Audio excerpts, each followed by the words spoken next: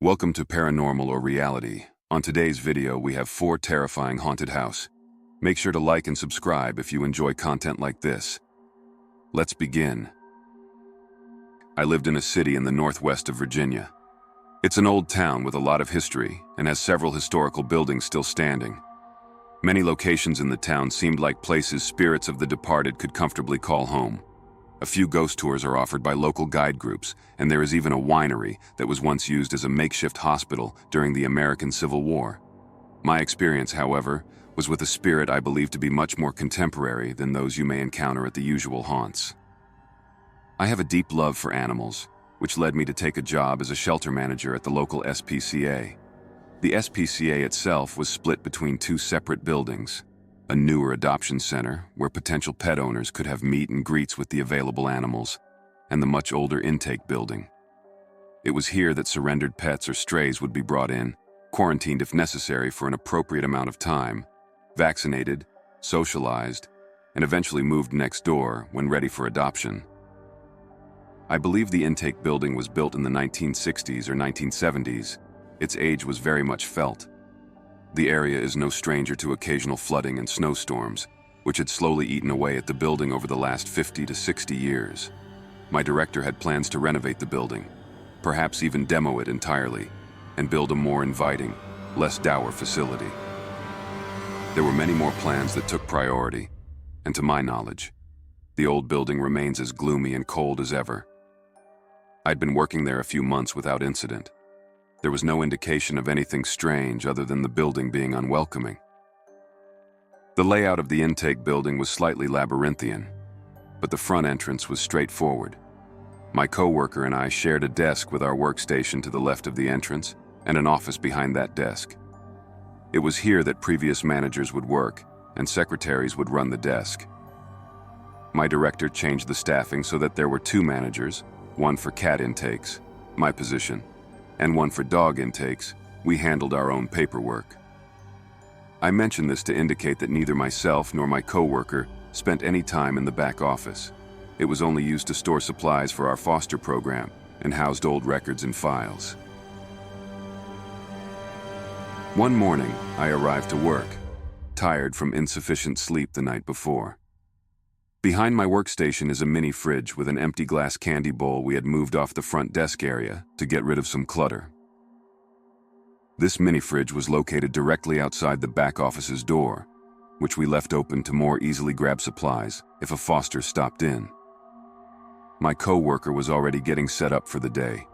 We grumbled greetings to each other. I walked past the mini fridge without touching it and set my bag down at my desk. Seconds later, my coworker and I nearly jumped out of our skins as a loud, unexpected crash broke through the silence of the morning. The candy bowl seemed to just leap off the fridge, unprovoked. I assumed that in my tiredness, I simply didn't remember bumping into the fridge. But my coworker had seen me come in and noticed the jar had fallen several seconds after I had walked by. I had been standing still by the time it fell. I had not bumped into anything. Annoyed that I was just standing there while there was glass on the ground, my coworker barked, "Don't just stand there. Go get the broom." I snapped out of my shock, then turned to head to the supply closet down the hall. Right after she spoke, the Amazon Alexa on her desk chimed, "I'm sorry. I don't see the black-eyed woman."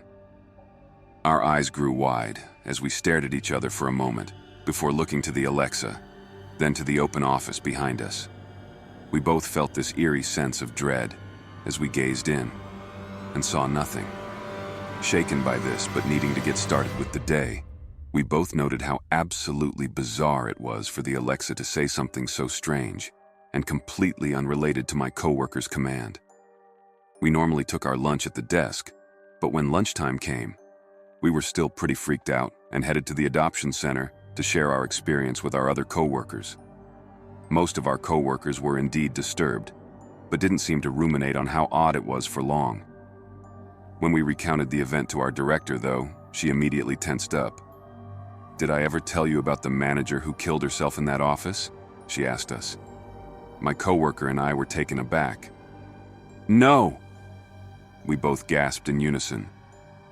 "Well, We used to carry medications in-house, rather than having a vet come out with their own supply like they do now. We even carried euthanasia drugs. She paused, letting this new information sink in. A former manager in the intake building euthanized herself in the 90s, which is why we no longer carry any meds that haven't been prescribed from a vet's office.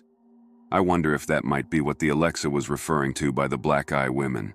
We were perturbed by this and were on edge for a week or two afterwards. Luckily, no further activity from the back office or strange messages came from the Alexa again. I attempted to find evidence of the strange suicide occurring in local newspapers from the time, but couldn't find anything definitive. There's a potential that family requested her death be kept quiet for privacy reasons. I have no reason to doubt my director's sincerity, especially if that incident is the reason entire policies about drug storage had to be changed for our facility. This was definitely the creepiest thing I've experienced regarding the paranormal, and hope that none of my future places of employment are home to any lingering spirits. I have a ghost or sleep paralysis story to share to you. I live in a fairly big house with 2 floors which has 2 separate apartments, one on each floor. Just a bit of a context. There was an old lady that died in the upper apartment a long time before we even bought the first floor. Second floor was kind of always empty because it belonged to an uncle who came there during the summer break once a year for a few weeks. Anyways, one night I'm sleeping, and I think I had a sleep paralysis. Or it was a dream because I could feel a presence of something, not a figure, but just something in my room.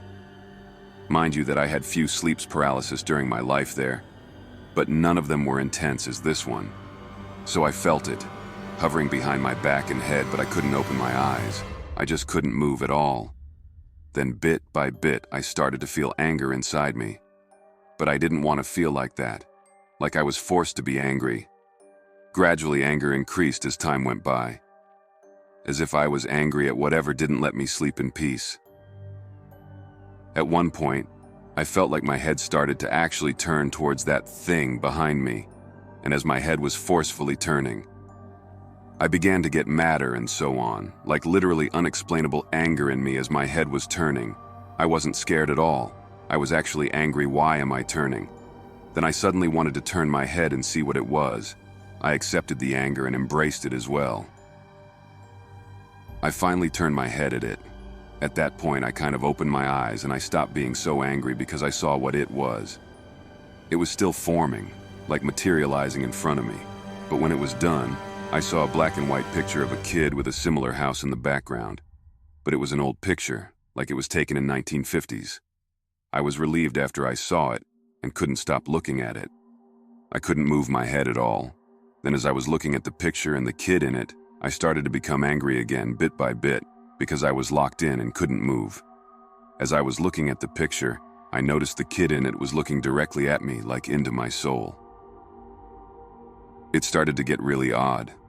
Then I realized I'm in a dream, I guess. I need to wake up.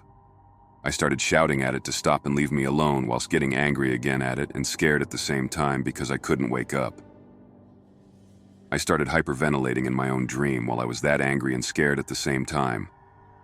It was just a rush of emotions. It all felt so strange. As I started to hyperventilate, I woke up and I couldn't believe what was going on. Looked around my room, didn't see anything checked. The door, it was closed. All was fine. I couldn't sleep no more because I was so scared it would come again in my dreams. Turned out I started praying to God to let me sleep and all that. I'm not a believer, and I even told myself that, I'm sorry I don't believe in you, but now I do, please help me. I did fall asleep eventually, and yeah, that is most of the story. Now, the part with the ghost, which I believe is somehow connected to this story. That old lady that passed away, well, my sister and I think she is haunting the house, but not in a really bad way. She likes to invade our dreams, I guess. My sister, when she was younger, had the same problem. Only thing is, she was in the furthest room to the north where I believe that old lady died, but on her second floor. My room is the one next to hers and closer to the entrance door.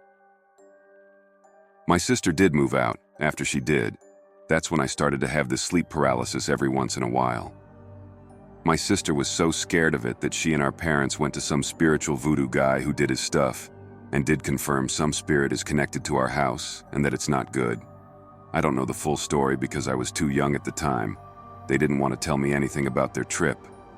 Also, my mother, she has some weird dreams every now and then, but not like mine or my sister's. The most impactful one she had was when she was home sleeping and had a dream that I was near a waterfall. I fell down and broke my arm. Then she woke up from the dream and was awake for a while. Turns out while she was having that same dream, I was in my elementary school that morning, and I had broken my arm from a fall in the classroom.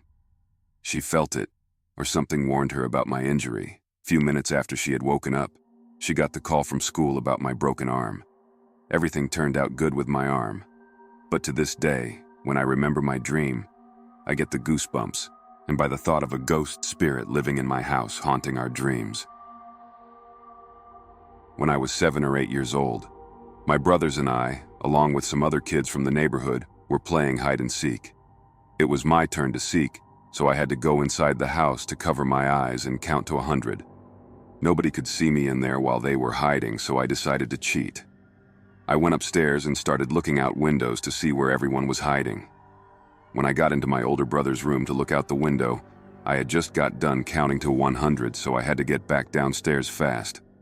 I looked out the window really quick and then turned around to head out.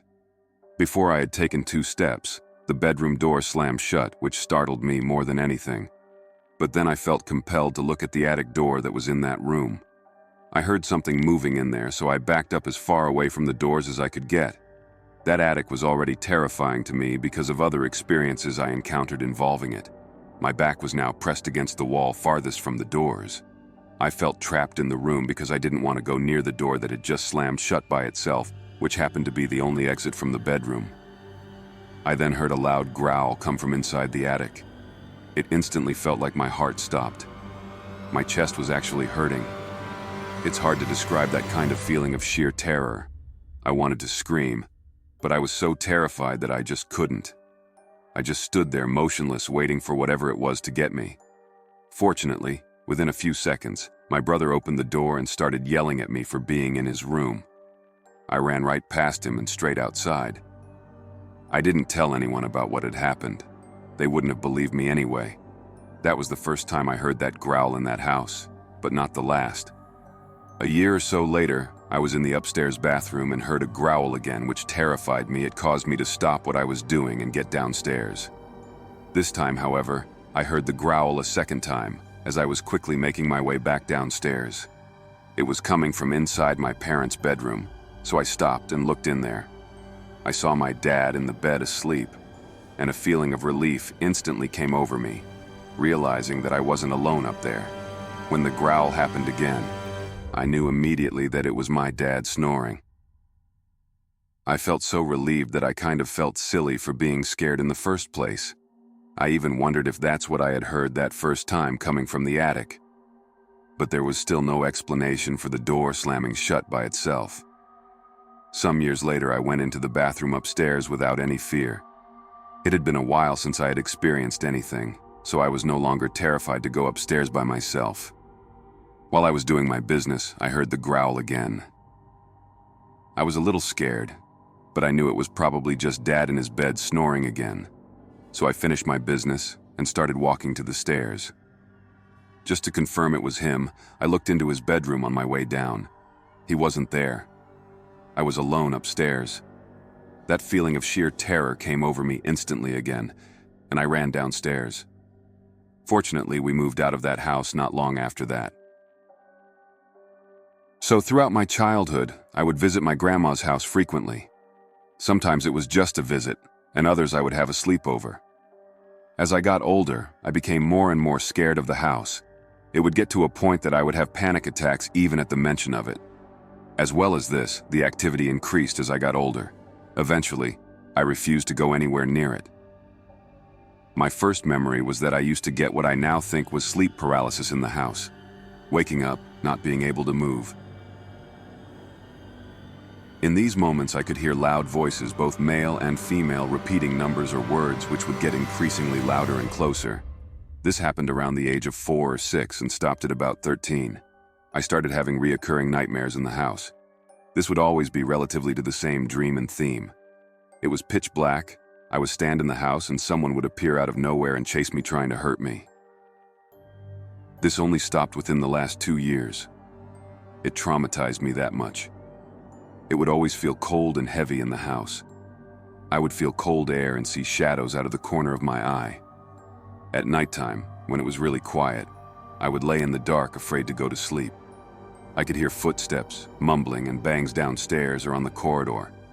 I would be shaking with anxiety. Objects would move on their own, and lights would flicker. I tried to search up the history of the house, but got nothing. There was just always a heavy feeling. The house was always freezing cold. Electricals would stop working frequently, and I'd always be tired.